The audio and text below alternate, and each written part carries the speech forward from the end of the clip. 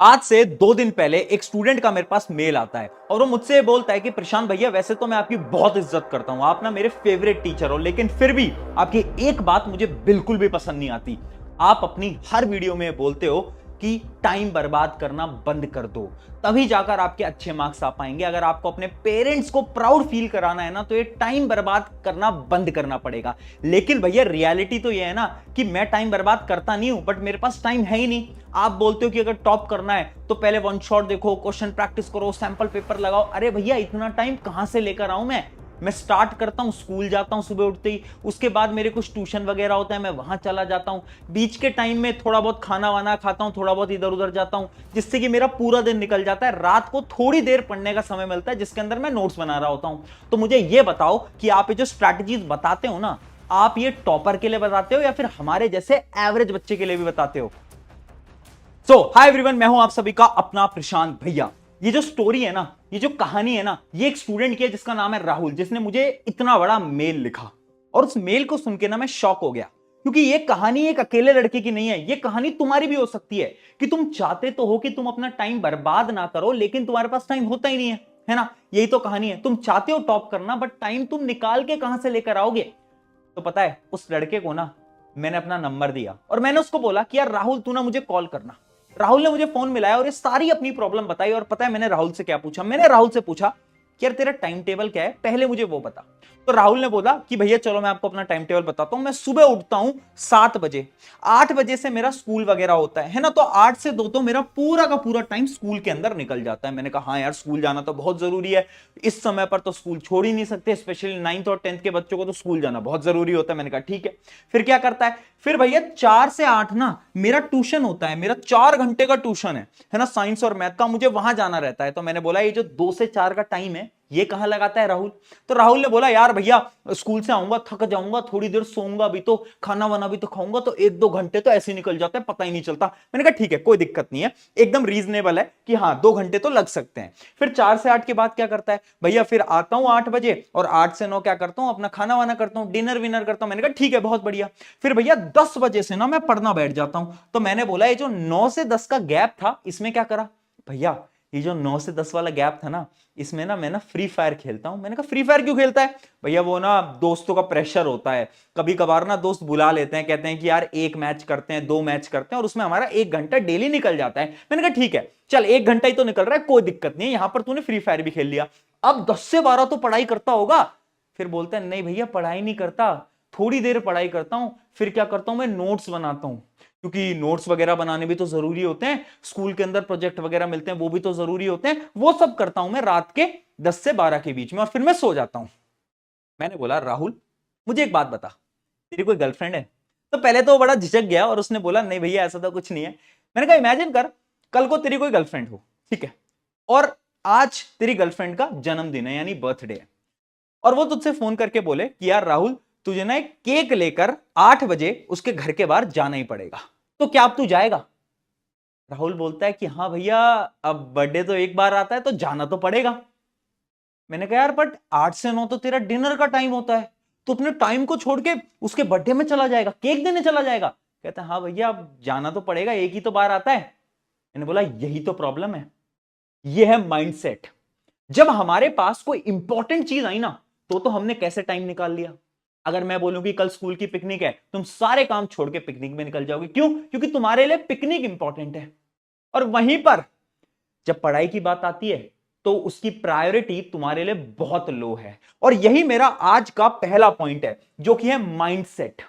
यार देखो, मुझे पता है हर एक इंसान के पास 24 घंटे हैं, बट जीतता वो है जिसका माइंडसेट स्ट्रांग होता है। माइंडसेट से एक एग्जांपल से मैं आपको समझाता हूं। आपको जो टाइम है ना, इसको पैसे की तरह समझना पड़ेगा। अगर मान लो तुम्हारे पास 500 रुपए हैं, तो उस 500 रुपए को तुम किस पे खर्च करोगे? खुद पे करोगे या फिर बांटते फिरोगे? हैं कि कोई मिला 100 रुपए तू रख ले, 200 रुपए तू रख ले, 100 रुपए तू रख ले, क्या करोगे? अरे भैया खुद पे खर्च करेंगे, 500 रुपए हैं हमारे पास बस।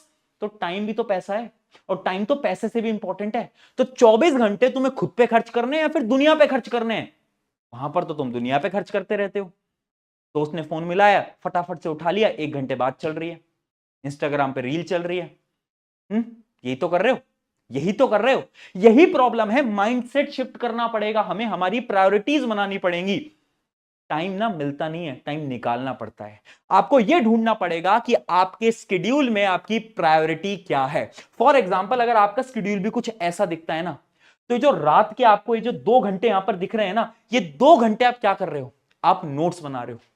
खुद से पूछो, क्या नोट्स बनाना सच में इंपॉर्टेंट है? अंदर से आवाज आएगी नहीं।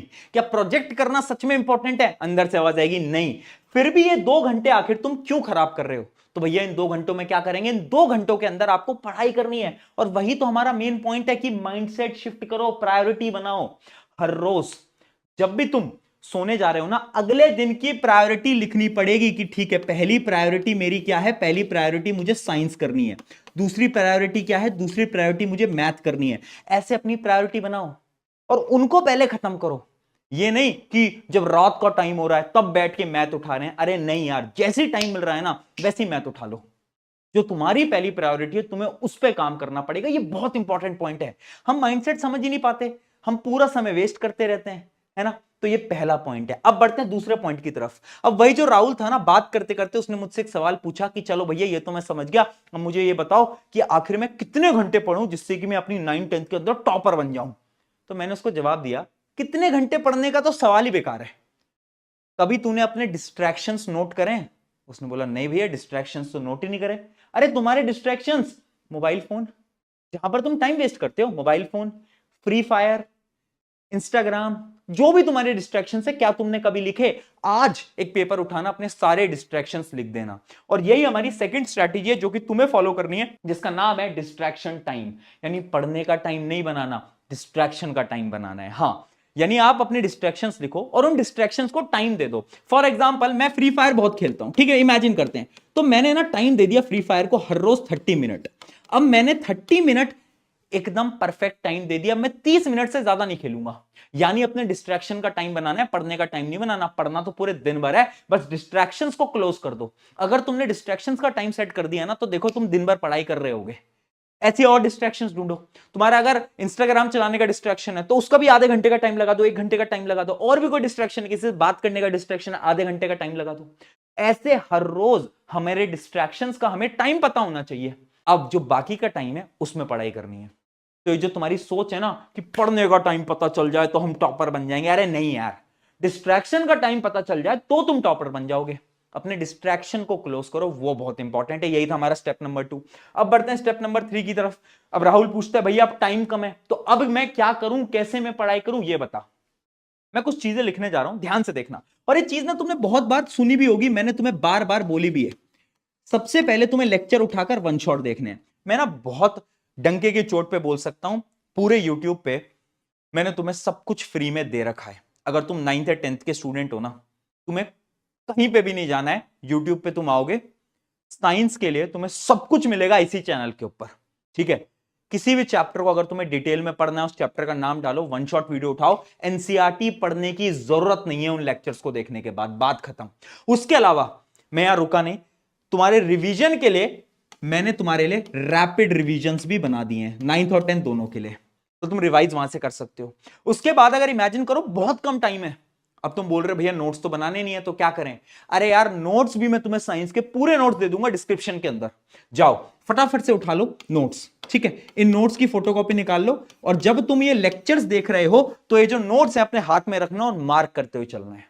ठीक है, ये सारी चीजें मैंने तुम्हें रिसोर्सेज में दे रखी है। तो अगर तुम चाहो, एक प्लानर बनाकर डिटेल में आज से अपना टाइम बर्बाद करना बंद करके पढ़ाई पे लग सकते हो।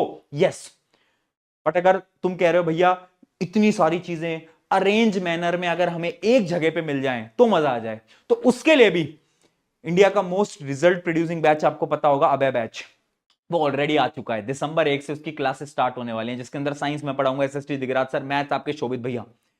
वो जो बेस्ट बैच है ना 9th और 10th दोनों के लिए, वो ऑलरेडी आ चुका है। ठीक है, बट मैं फिर बोल रहा हूं, अगर तुम चाहते हो ना कि तुम YouTube से पढ़ो, बिल्कुल पढ़ो, सब कुछ मैंने दे रखा है। बट अगर तुम चाहते हो अगले 45 दिन के अंदर डिटेल्ड मैनर में आपका कोर्स खत्म हो जाए, तो फिर तुम अवे बैच के अंदर जा सकते हो, है ना। ये दोनों बैनर आप देख सकते हो, एक 9th का एक 10th का है। 9th की जो प्राइस है वो 999 है, मात्र 1000 रुपए। एक कोड नेक्स्ट 3000 आप लगा सकते हो। सिमिलरली 10th की जो प्राइस है वो है 1199, यानी 1200 रुपए, सेम कोड लगाकर। ठीक है, ये सारी चीजें तुम्हारे लिए ऑलरेडी हमने नेक्स्ट टॉपर्स ने बना रखी है, तो तुम्हें ज्यादा लोड नहीं लेनी, टेंशन नहीं लेनी, सब कुछ है हमारे पास ऑलरेडी, ठीक है। बट फिर भी अगर तुम यूट्यूब से पढ़ना चाहो पढ़ सकते हो, सब कुछ फ्री ऑफ कॉस्ट यहां पर दे रखा है, ठीक है। इतनी बात समझ आ गई, अगले स्टेप की तरफ बढ़ते हैं। अगला स्टेप क्या है? अगला स्टेप है स्टॉप कंपेयरिंग। यार देख, मैंने ना बहुत बच्चों से बात करी और मुझे जो सबसे बड़ी प्रॉब्लम लगी है ना वो है कंपैरिजन। आप पता अपना टाइम कहां वेस्ट करते हो? ये वाला बैच अच्छा है या ये वाला बैच अच्छा है, ये वाली बुक अच्छी है या ये वाली बुक अच्छी है, ये वाले टीचर अच्छे हैं ये वाले टीचर अच्छे हैं। कंपैरिजन कंपैरिजन कंपैरिजन चलता रहता है, और उसमें पता नुकसान किसका होता है? नुकसान तुम्हारा होता है। तुम अगर दो टीचर्स को कंपेयर कर रहे हो, मेरा नुकसान नहीं होगा, तुम्हारा नुकसान होगा, क्योंकि तुम अपना टाइम वेस्ट कर रहे हो वहां पर। तो ये जो कंपैरिजन वाली चीज है ना, इसको बंद करो।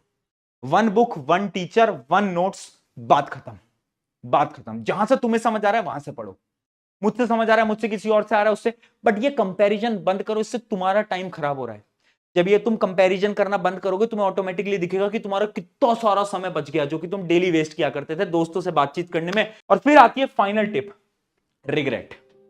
यार देख, जब तेरे एग्जाम हो जाएंगे ना, तो तेरे पास दो ऑप्शन होंगे। या तो तुम रिग्रेट कर रहे होगे कि यार काश मैं अच्छे से पढ़ लेता तो मेरे मार्क्स अच्छे आ जाते, काश मैं अच्छे से पढ़ लेती तो मेरे मार्क्स बहुत अच्छे आ जाते। या फिर दूसरा मूवमेंट ये हो सकता है कि तुमने अपना 101% दिया और तुम कॉन्फिडेंट हो कि मैंने अपना बेस्ट लगा दिया है, अब रिजल्ट जो आए डिपेंड तुझ पे कर रहा है।